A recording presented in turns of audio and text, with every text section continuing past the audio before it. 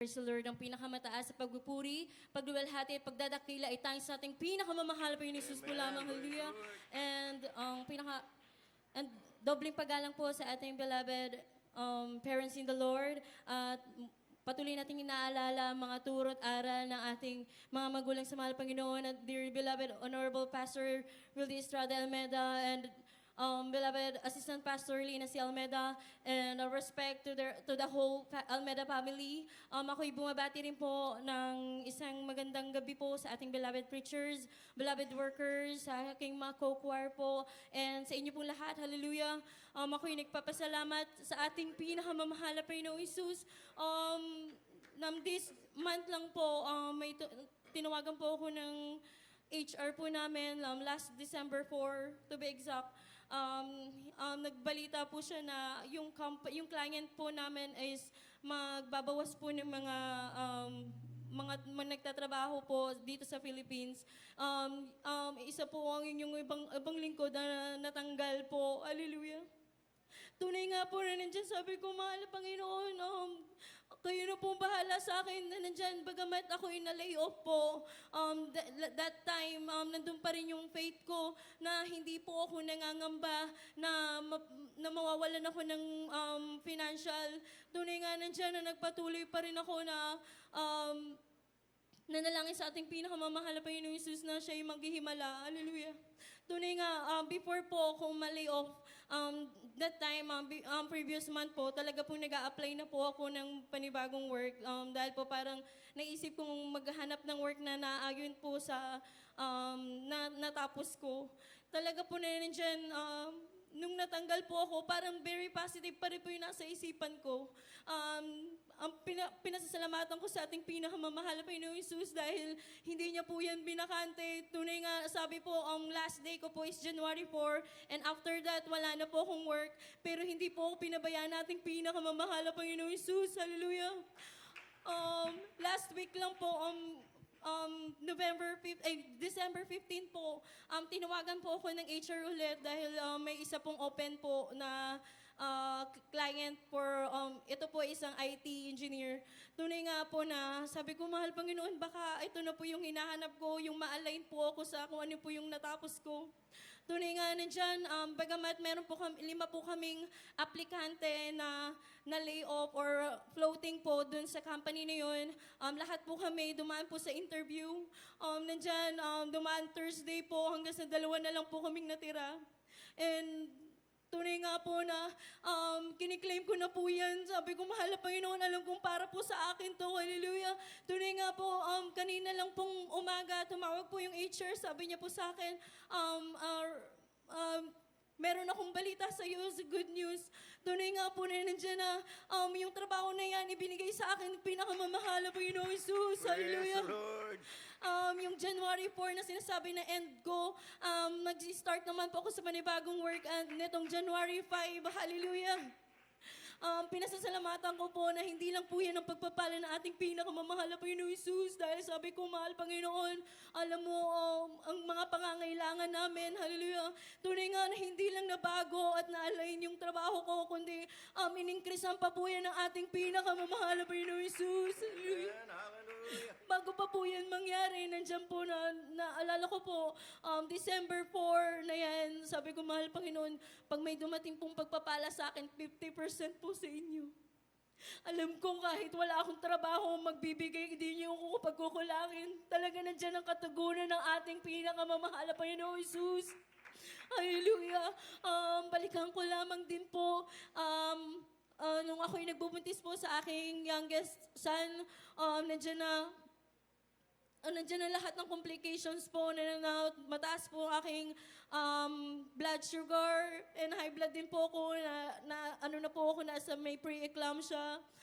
Nandiyan na din po na naka-coil din po ang aking, yung baby ko sa sinapupunan ko, nandiyan na kung hindi ko rin yan mailalabas agad, maaaring mawala siya dahil konti na lang po yung tubig sa parubigan ko. Tunay nga po lahat yan nung binanggit ng doktor. Pag uwi namin lahat yan, ipinuri ko sa ating pinakamamahal na Panginoon Jesus. Kinabukasan na ako'y inadmit sa ospital na nandyan from 10 a.m. hanggang almost 11:50, nandyan na, ako na lang po nag-iisa sa ward. Lahat ng nakasabayan ko, dumating. Lahat po yan, nanganak na. At lahat yan, parang tinaningan din ng doktor na pag after 5 hours or after 8 hours, hindi ka pa manganak, ICCS ka. Tunay nga na nandyan na kinakabahan ako pag naririnig ko yun sa doktor. Pero nandun pa rin po sa isipan ko, kumakanta po ako ng mga papuring awitin. Nasa isip ko, mahal Panginoon, nagawa mo na po nung una. Alam kong magagawa mo ulit sa akin ngayon. Sabi ko, mahal Panginoon, inormal mo po ito. Hallelujah. Nandyan na, kinakabahan ako na sabi ko, baka kaya ayaw pa lumabas ng bata dahil nga cord coil. Pero talagang, ang ating mahal na Panginoon ay talagang Diyos ng himala. Hallelujah. Amen. Hallelujah. Dumating po yung alas 12 ng gabi, 12:08 po, to be exact po, lumabas po yung bata na yan, hallelujah. Normal talaga. At yung sinasabi din ng doktor nung una na nilipat po ako sa isang mas malaking hospital dahil nga baka pag nanganak po ako, hindi po daw siya makakahinga dahil po sa taas ng blood sugar level ko po. Pero hindi rin po yan pinatuhanan ng ating pinakamamahal na Panginoon. Dahil paglabas po ng bata na yan, very healthy po, hallelujah. Nakalabas po kami kaagad ng hospital, hallelujah. Praise God. Pinasasalamatan ko rin po sa ating pinakamamahal na Panginoon Jesus. Balikan ko ng pinaka-first job ko po as a field engineer. Ako po ay nagtatrabaho sa site, kung ano pong mga area, kung ano pong ma-assign po sa amin. At bilang nagtatrabaho sa labas, kailangan yung mga suot po namin is kailangan meron din nasusunod po yung safety procedure po nila. Yung kailangan po naka-pants po, hallelujah.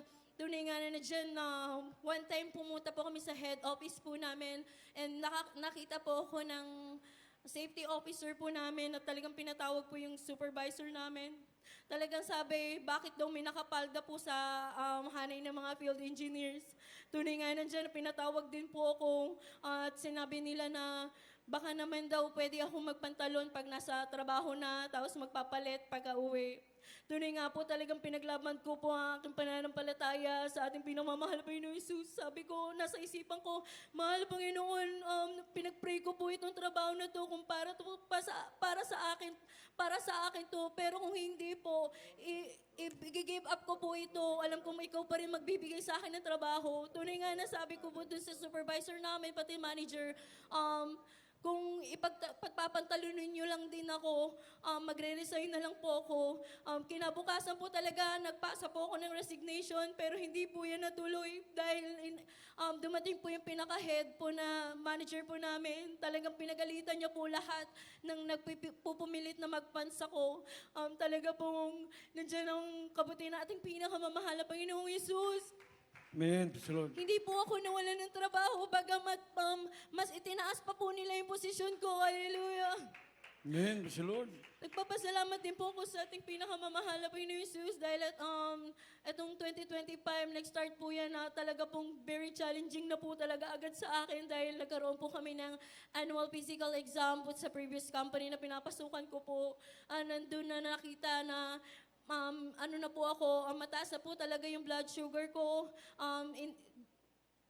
Sinabi na po nila na meron akong pre-diabetes type 2. Hallelujah.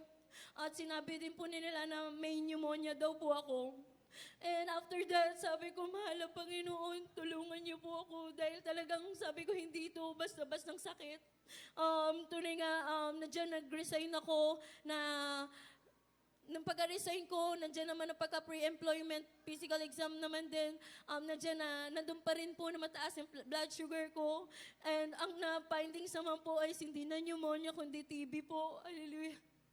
Tunay nga nandiyan nung nasabi na may ganun akong sakit, nagpaalam po ako sa ating beloved workers na bababa na lang po ako baka kasi kailangan ko lang po ng pahinga. Pero tunay nga na hindi yan ang kalooban ng ating pinakamamahal na Panginoon Jesus. Hallelujah.